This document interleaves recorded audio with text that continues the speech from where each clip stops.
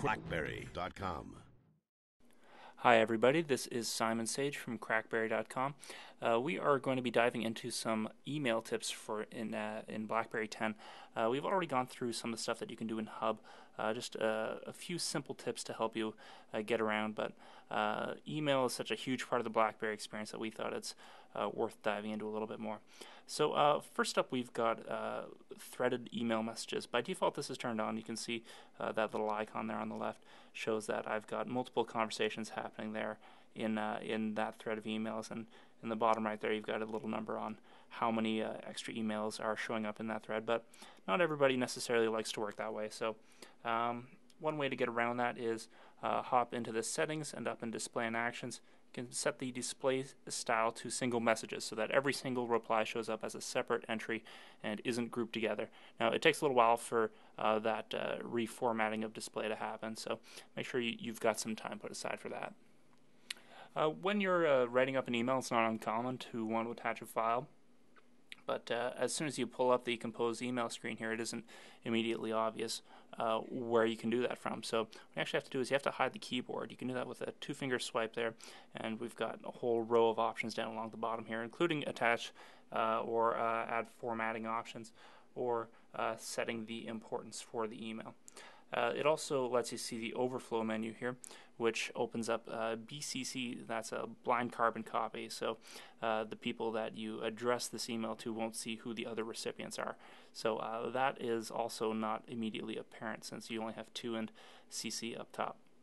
If you want to send an email from a different address, you got to scroll up a little bit past the top, and you'll see whichever email addresses you have registered to this device, they show up as options here, so you can hop between your personal or your work account or whatever else there.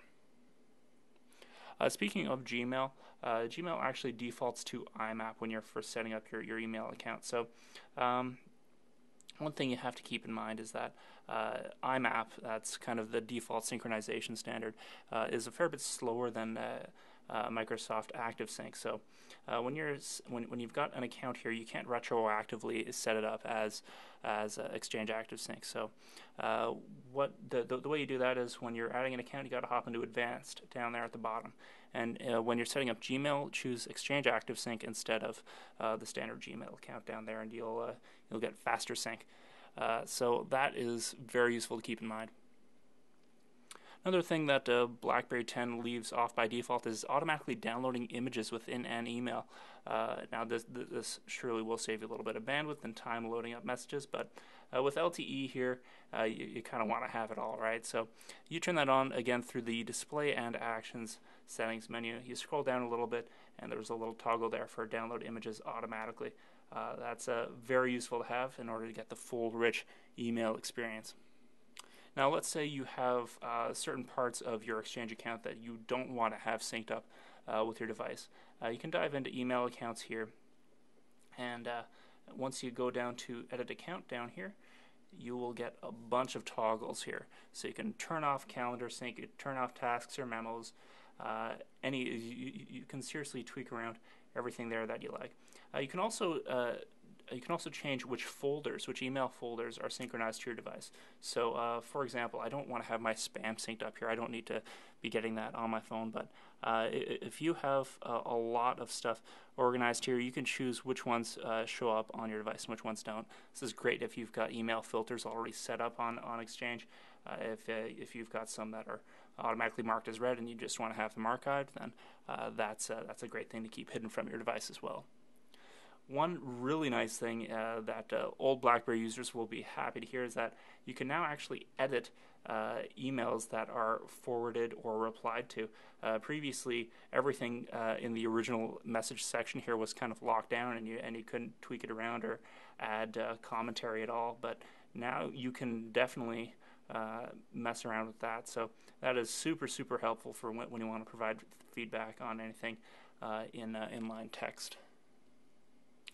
The final tip we have here for BlackBerry 10 email is marking prior messages as open. So you won't necessarily see anything in the overflow menu there, but you will get the option once you tap and hold on a date on the bar here. So they're very, very slim, but they are actually active, and if you hold down on them for a second, you get a bunch of contextual options, including hopping to the next day, the previous day, jumping to the top, going to the bottom, or marking everything after that date as open. So that's definitely useful for those of us that have to occasionally declare email bankruptcy. Anyway, this is Simon Sage from CrackBerry.com. Be sure to swing by our forums if you've got any additional email questions, or leave a comment in our blog post if you have any other hidden gems within BlackBerry 10 email that you'd like to share.